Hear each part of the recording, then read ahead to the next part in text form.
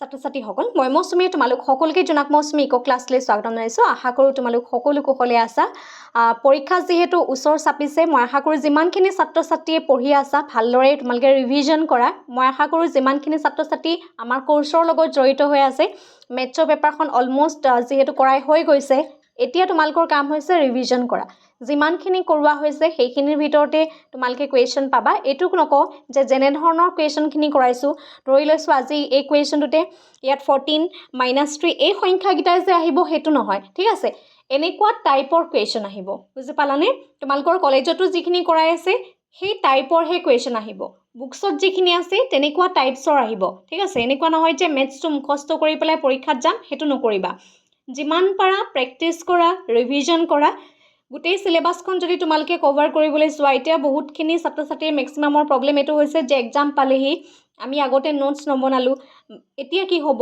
তেনেকৈ থাকোঁতে কি হয় গোটেই সিলেবাসখনৰ কভাৰ কৰিবলৈ চাওঁতে ৰিভিজনটো থাকি যায় আৰু ৰিভিজনটো যদি থাকি যায় তেতিয়াহ'লে আটাইতকৈ ডাঙৰ প্ৰব্লেম হয় আৰু মই এই কুৱেশ্যনটো যেতিয়া তোমালোকক বুজাবলৈ লৈছোঁ ইয়াত মই মোৰ থাম্বনেইলত কোনো ছেমিষ্টাৰৰ নাম মেনশ্যন কৰা নাই যিহেতু এই টপিকটো BA 4th semester Dibrugarh university সিলেবাছতো আছে আৰু যিহেতু এতিয়া বহুতখিনি কলেজ অট'নমাছ হৈছে আৰু অট'নমাছ হোৱাৰ লগে লগে তেওঁলোকৰ নিজৰ সিলেবাছ হ'ল আৰু সেই অনুপাতে বেলেগ ছেমিষ্টাৰত BA 2nd ছেমৰতো দুজনমান ষ্টুডেণ্ট আছে তেওঁলোকৰো এই টপিকটো আছে কিছুমানৰ ইউনিট নাম্বাৰ 1ত আছে কিছুমানৰ ইউনিট নাম্বাৰ 5ত আছে ঠিক আছে ডিফাৰেন্সিয়েশ্যন এণ্ড ডিফাৰেন্সিয়েল ইকুৱেশ্যন দুইটা বেলেগ হয় আজিৰ কুৱেশ্যনটো আমি মাৰ্কেট ষ্টেবিলিটিৰ কথা আলোচনা কৰিম অৱশ্যে এই কুৱেশ্যনটোৰ যোনটো আমি কৰোঁ বা তাৰ যিখিনি থিয়ৰী পাৰ্টটো আমি এনেধৰণৰ আলফা বিটা দি পেলাই এটা কুৱেশ্যন আহে পৰীক্ষাত তেনেধৰণৰ কুৱেশ্যনটো অলৰেডি মই কোৰ্ছত কৰাইছোঁ আজিৰ ক্লাছটোত মই সংখ্যা দি পেলাই কৰাম মই আশা কৰোঁ সকলো ছাত্ৰ-ছাত্ৰীয়ে ভালদৰে ভিডিঅ'টো চোৱা আৰু আজিৰ ভিডিঅ'টো চোৱাৰ পিছত মই ভাবোঁ মাৰ্কেট ষ্টেবিলিটি আৰু তোমালোকৰ ডাউট থাকি যাব নালাগে ঠিক আছে এতিয়া চোৱা আমাক এটা কুৱেশ্যন দিছে কুৱেশ্যনটো হৈছে analyse the following market model for stability ইয়াত ডি QD এণ্ড QS দিছে এতিয়া চোৱা QDটোৱে কি ৰিপ্ৰেজেণ্ট কৰে যিহেতু আমি কি কৈছোঁ মাৰ্কেটৰ কথা কৈছোঁ মাৰ্কেট ষ্টেবিলিটিৰ কথা কৈছোঁ যেতিয়া মাৰ্কেট ষ্টেবিলিটিৰ কথা কোৱা হয় তেতিয়া এটা কথা লাগিব ডিমাণ্ড এণ্ড ছাপ্লাই আৰু ডিমাণ্ড এণ্ড ছাপ্লাই কি হ'ব ইকুৱেল যেতিয়া হয় সেইটোৱে কি হয় ইকুইলিব্ৰিয়াম পইণ্টটো হয়নে নহয় এতিয়া মাৰ্কেট ষ্টেবিলিটিত যদি থাকিব তেতিয়া অবভিয়াছলি আমাক ডিমাণ্ড এণ্ড ছাপ্লাই দিয়া থাকিব আৰু এইটো হৈছে আমাৰ কুৱেশ্যন এই কুৱেশ্যনটোৰ পৰা আমি গোটেই পিছৰখিনি কৰিব লাগিব এই কুৱেশ্যনটো কৰিবলৈ যাওঁতে আমি ইকুইলিব্ৰিয়াম পজিশ্যনটোলৈ যাব লাগিব লগতে আৰু এটা কাম কৰিব লাগিব সেইটো হৈছে ইয়াত আমি দুটা পাৰ্টত কৰিব লাগিব এটা হৈছে আমি কমপ্লিমেণ্টাৰী সলিউশ্যন কৰিব লাগিব ঠিক আছে আৰু আনটো হৈছে আমি আমাৰ যোনটো particular solution complementary solution particular solution সেই দুটা সলিউশ্যন কৰাৰ পিছতহে আমি যোনটো আমাৰ টাইম পাথ হয় সেই টাইম পাথটো আমি ফাইন কৰিব পাৰিম ঠিক আছে গোটেই ষ্টেপখিনি মনত ৰাখি যোৱাটো ইম্পৰ্টেণ্ট হয় মুখস্থ নকৰিবা ষ্টেপবিলাক মনত ৰাখা প্ৰেক্টিছ কৰা মই আশা কৰোঁ এই কুৱেশ্যনটো যদি পৰীক্ষাত আহে তোমালোকে কৰি থৈ আহিবা কাৰণ এইখিনিত ফুল মাৰ্কছ পোৱা যায় ঠিক আছে এতিয়া চোৱা প্ৰথমতে লিখি ল'বা যে আমাক কি দিয়া হৈছে আমাক এটা মাৰ্কেটৰ এটা মডেল দিয়া হৈছে আমি প্ৰথমতে লিখি লওঁ যে আমাক কি দিয়া হৈছে গিভেন QD দিয়া হৈছে 14 - 3P and QS আমাক দিয়া হৈছে that means supply to -10 + 2P and দিয়া হৈছে DP by DT equal to 4 QD - QS এইটো কি হৈছে আমাক দিয়া হৈছে আশা কৰোঁ সকলোৱে ভালদৰে দেখা পাই আছা এতিয়া চোৱা এই কুৱেশ্যন দুটা যেহেতু দিছে গতিকে আমি ইকুইলিব্ৰিয়াম পজিশ্যনটোলৈ যাব লাগিব এই পজিশ্যনটোলৈ যাব লাগিব ইন ইকুইলিব্ৰিয়াম লিখি ল'ব লাগিব দেই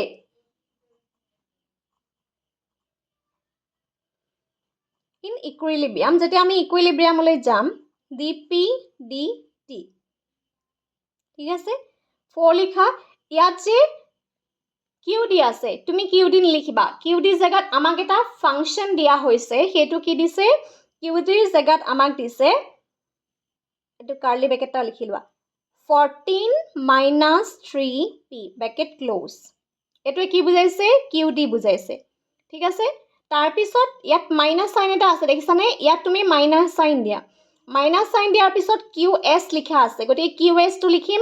QS দিয়া হৈছে -10 প্লাছ 2p ব্ৰেকেট ক্ল'জ। দেখিছানে? এই চাইনটো দিয়াটো ইম্পৰ্টেণ্ট হয়, কাৰণ এইখিনিতে ইয়াৰ পিছৰখিনি চাইন চেঞ্জ হ'ব। কিয় চেঞ্জ হ'ব? যিহেতু ইয়াৰ এই QSৰ আগত মাইনাছ চাইন আছে। চাইন যদি চেঞ্জ হয়, গোটেই মেথছটো ভুল হৈ যাব। গতিকে ফাৰ্ষ্ট ষ্টেপটো তোমালোকে সেইটো খুব সাৱধানে কৰিবা। আমি প্ৰথমতে এটা কথা মন কৰিব লাগে যে আমি কোনটো ভুলৰ পৰা আঁতৰি থাকিম। সেইখিনি যেতিয়া আইডেণ্টিফাই কৰিব পাৰোঁ, তেতিয়া আমাৰ কুৱেশ্যন ভুল হোৱাৰ চান্স একেবাৰে কমি যায়। মানে এইখিনি কৰিলে বা এইটো ষ্টেপ কৰিলে আমাৰ ভুল হ'ব, বা এইখিনি ষ্টেপত আমি সাৱধান হ'ব লাগিব। এই কথাখিনি যেতিয়া আমি জানো, তেতিয়া মেথছৰখন মানে ইণ্টাৰেষ্টিঙো হয়, কাৰণ যেতিয়া মেথছ কৰি গৈ থাকোঁ, আমাৰ উত্তৰ ওলাই গৈ থাকে আৰু কৰিবলৈ মন যায়, হয়নে নহয়? গতিকে মেথছ টান নহয়। তাৰপিছত চাবা, ইকুৱেশ্যনটোত আমি কি লিখিম? dp/dt। ইয়াত লিখা 4। এতিয়া ফাইনেলি তুমি এটা ব্ৰেকেট দিব পাৰা। ইয়াত আছে 14 লিখিলোঁ, ইয়াত আছে -3p, যেনেকৈ আছে তেনেকৈ লিখা। এই যে মাইনাছ চাইনটো আছে, মাইনাছ চাইনটোৱে ইয়াৰ ভিতৰৰ গোটেই চাইনখিনি সলনি কৰি দিব, যিহেতু মাইনাছটো এই ভিতৰৰখিনিৰ লগত কি হৈছে? মাল্টিপ্লাই হৈছে। গতিকে মাইনাছে প্লাছ হৈ পেলাই +10 হ'ব। মাইনাছ আৰু প্লাছ এইখিনি কি হ'ব? -2p হ'ব। ব্ৰেকেট ক্ল'জ ইকুৱেল টু এইখিনিত আহিব dp/dt ইকুৱেল টু 4, আৰু এইখিনিত আহিব 14 + 10। মই এটা ষ্টেপ বেছিয়ে কৰিছোঁ, 3p - 2p। ঠিক আছে? এটা ষ্টেপ বেছি কৰি দিছোঁ, যাতে কাৰো প্ৰব্লেম থাকি যাব নালাগে। আদাৰৱাইজ তোমালোকে একেটা ষ্টেপতো কৰিব পাৰা। এইখিনি 24 ডাইৰেক্ট লিখি দিব পাৰা। ঠিক আছে? dp/dt ইকুৱেল টু 4টো এতিয়ালৈকে লিখি থোৱা। এইখিনিত হ'ব 24 - 5p। 5p কিয় পালোঁ? -3p - 2p। 3 and 2 কিয় হৈছে? মাইনাছ হৈছে। মাইনাছে প্লাছ, চাইনটো মাইনাছ, হয়নে? গতিকে -5p হৈ গ'ল। এতিয়া -5p হৈ গ'লেই নহ'ব, ইয়াত যে 4টো আছে, এই 4টোৱে এই দুইটাৰ লগত কি হৈ আছে? মাল্টিপ্লাই হৈ আছে, পূৰণ হৈ আছে, হয়নে নহয়? এতিয়া আমি কি লিখিম? dp/dt ইকুৱেল টু 4 - 24 কিমান হ'ব? 96। 5 × 4 20p। অ'কে? নেক্সট ষ্টেপত আমি কি কৰিম চোৱা। এতিয়া dp/dt, এই যে pটো আছে, pটো আমি ৰাইট হেণ্ড ছাইডৰ পৰা লেফ্ট হেণ্ড ছাইডলৈ লৈ আনিম। যেতিয়া এইটো লেফ্ট হেণ্ড ছাইডলৈ লৈ আনিম, ইয়াৰ আগত কি আছে? মাইনাছ আছে, সমান চিন আছে নহয়। গতিকে এইখিনিত কি হ'ব? +20p হৈ যাব। ঠিক আছে? +20p হ'ব, আৰু এইটো 96টো যেনেকৈ আছে তেনেকৈয়ে থাকিব, এইটো চেঞ্জ নহয়। গতিকে আমাৰ হাতত এতিয়া এটা ইকুৱেশ্যন ওলালে, আৰু এই ইকুৱেশ্যনটো কি বাৰু? হোমোজেনিয়াছ নে নন হোমোজেনিয়াছ? এইটো নন হোমোজেনিয়াছ ডিফাৰেঞ্চিয়েল ইকুৱেশ্যন। ঠিক আছে? এইটো কিন্তু লিখি দিব লাগিব। কুৱেশ্যনটো হোমোজেনিয়াছ হয় নে কুৱেশ্যনটো নন হোমোজেনিয়াছ হয়, সেই কুৱেশ্যনটো তুমি লিখি দিব লাগিব। সেইটো স্কিপ কৰিব নোৱাৰিবা। লিখি লোৱা, this is a non homogeneous differential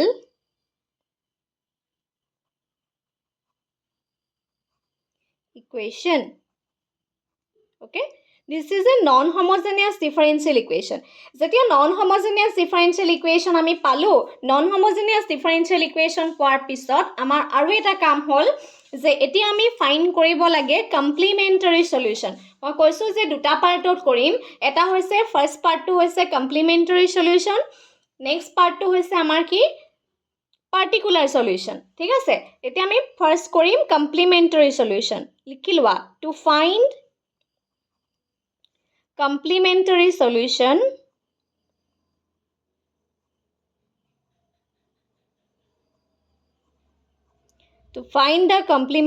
solution we get, আমি কি পাম?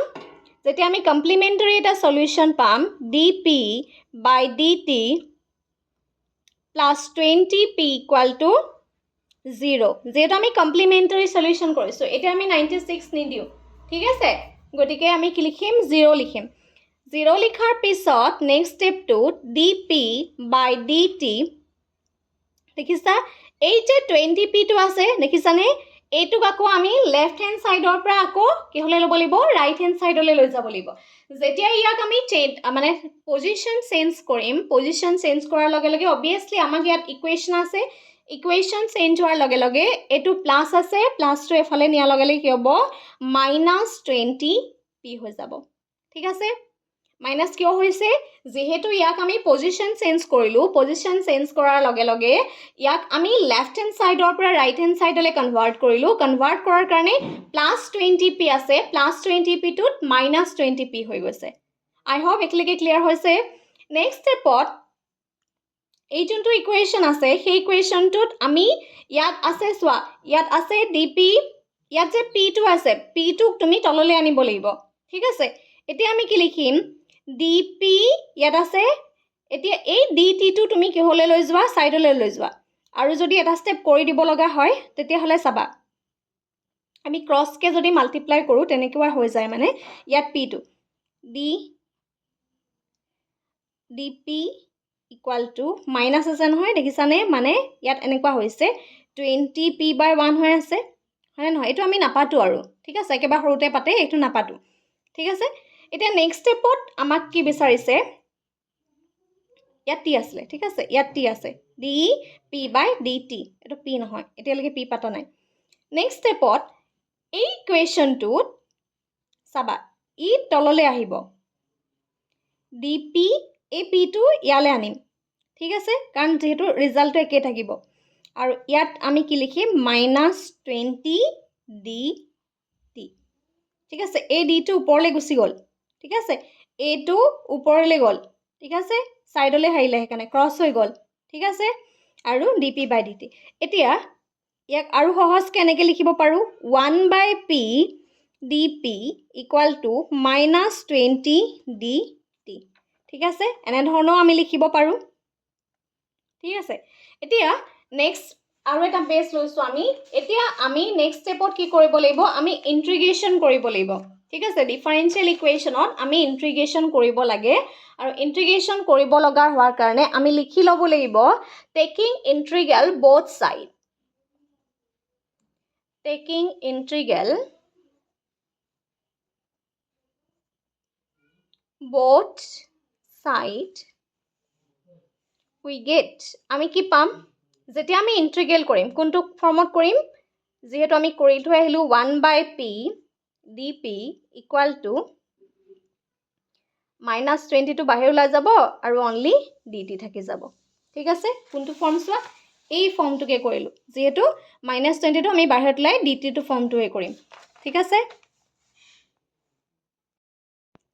ওকে এটা ক্লিয়াৰ হৈছে নেক্সট ষ্টেপত যেতিয়া আমি ইয়াক ইন্টিগ্ৰেশন কৰিম বা ইন্টিগ্ৰেল কৰিম ইন্টিগ্ৰেল কৰা 1/p ইন্টিগ্ৰেল কৰিলে কি হ'ব log p ঠিক আছে নেক্সট আছে -20t আৰু এটা ফাংচন যোগ হ'ব হেতু হৈছে c যেহেতু আমি ইন্টিগ্ৰেশন কৰিলে এটা কনস্ট্যান্ট এটো ফিক্স ফ্যাক্টৰ হিচাপে থাকে আসলতে যেনেকৈ আমি যেটো টোটাল ফাংচন উলিয়াও হয় নে গতিকে এটো আমাৰ কি থাকিব c এটা আমি পাম c এটা পোৱাৰ পিছত এতিয়া ইয়াত চোৱা log p আছে এতিয়া only p যেতিয়া লিখিম only p লিখাৰ লগে লগে এটো আমাৰ কি হৈ যাব e 20e plus c exponential function হৈ গল ঠিক আছে ওকে ইয়াৰ কাৰণে ইন্টিগ্ৰেশন ডিফাৰেন্সিয়েশনৰ বেসিক খিনি লাগিব আগো দে এতিয়া নেক্সট ষ্টেপত চাবা p টো যেনেকৈ আছে তেনেকৈ লিখিম ইয়াক আমি দুটা পাৰ্টত ভাগ কৰিলো এটা পাৰ্ট হৈছে e -20t থাকিলে আৰু এটা পাৰ্ট হৈছে e c থাকিলে কথাটো একেটাই হল হলে নহয় কাৰণ ইয়াত চোৱা এই এক্সপোনেনশিয়েল ফাংচনটো লগত -20t টো অলৰেডি মাল্টিপ্লাই হৈ আছে ওপৰতে আছে পাৱাৰ হিচাপে আৰু +c টো আছে ঠিক আছে সেইকাৰণে আমি ইয়াক কি কৰিলো মাল্টিপ্লাই কৰি দিলো তাৰ পিছত আমি কি উলিয়াইছো আমি কমপ্লিমেন্টাৰী সলিউশন উলিয়াইছো সেইকাৰণে pc হিচাপে লিখিছো আৰু এটা কথা আমি জানো যে ec কি বুজায় এক বুজায় ec যদি a বুজায় তেতিয়া হলে ec জায়গাত আমি a লিখিম এটো অগাপিছা কৰিলো একো নহয় যেহেতু টো মাল্টিপ্লাই হৈ আছে আৰু e -20t টি হ'ব গতিকে আমি আমাৰ যোনটো কমপ্লিমেণ্টাৰী সলিউশ্যন হয় সেই কমপ্লিমেণ্টাৰী সলিউশ্যনটো অলৰেডি আমি ফাইণ্ড কৰিলোঁ ঠিক আছে তাৰ পিছৰ ষ্টেপটো হৈছে আমি পাৰ্টিকুলাৰ সলিউশ্যনলৈ যাব লাগিব নাও we find the particular solution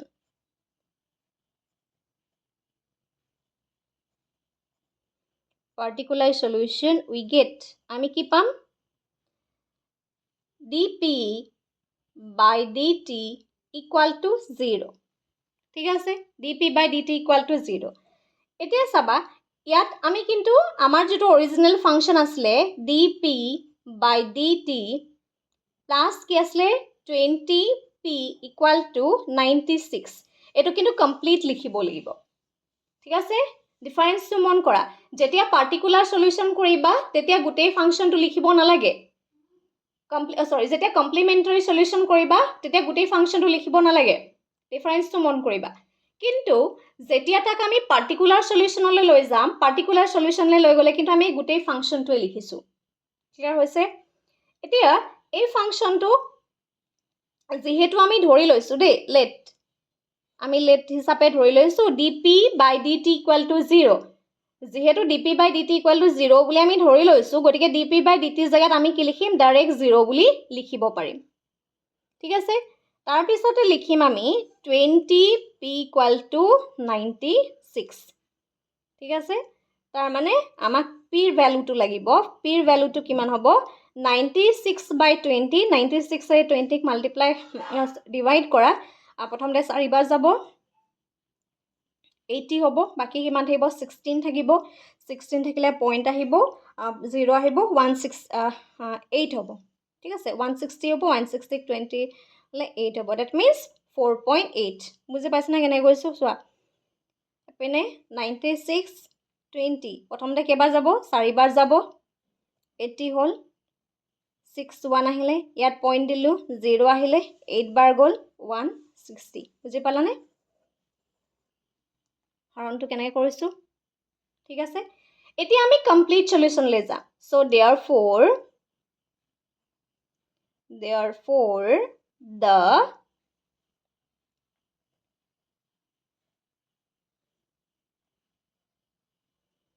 the complete solution pt to আমি কেনেকৈ উলিয়াম pc এটো particular solution De pc plus pp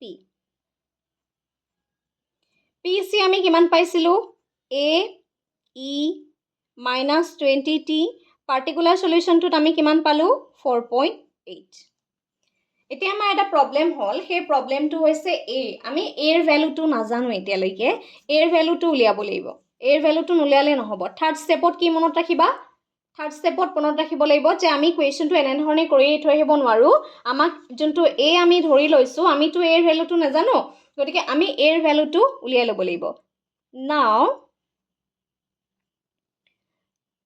to find the value of a if equal to 0 then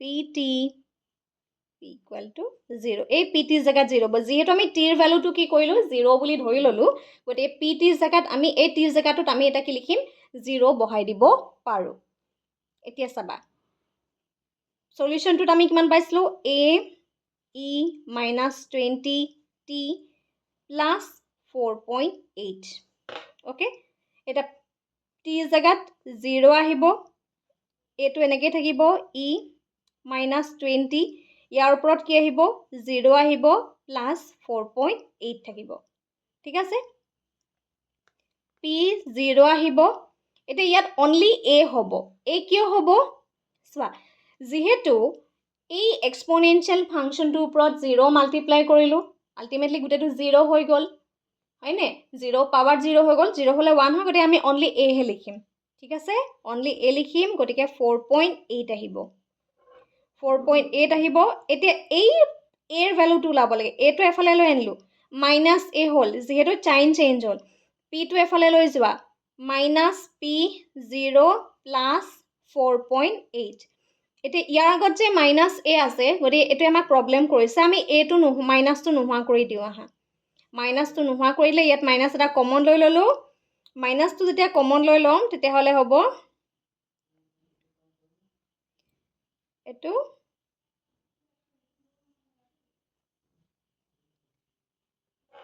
এইখিনিত মাইনাছ দিব লাগিব 4.8। বহুতে সুধিব পাৰা যে ইয়াত মাইনাছ কিয় দিলে, যিহেতু মাইনাছে প্লাছ, আমিতো এই ফৰ্মটোৱে উলিয়াইছোঁ ন, এইটোৱে উলিয়াব লাগে আমি। ঠিক আছে, এইটো ওলাব লাগে, এইটো ওলাব লাগে কাৰণে এইটো মাইনাছে এটা কেঞ্চেল কৰিলোঁ। আমি এৰ এটা ভেলু পাই গ'লোঁ। এৰ ভেলুটো হৈছে P0 মাইনাছ 4.8।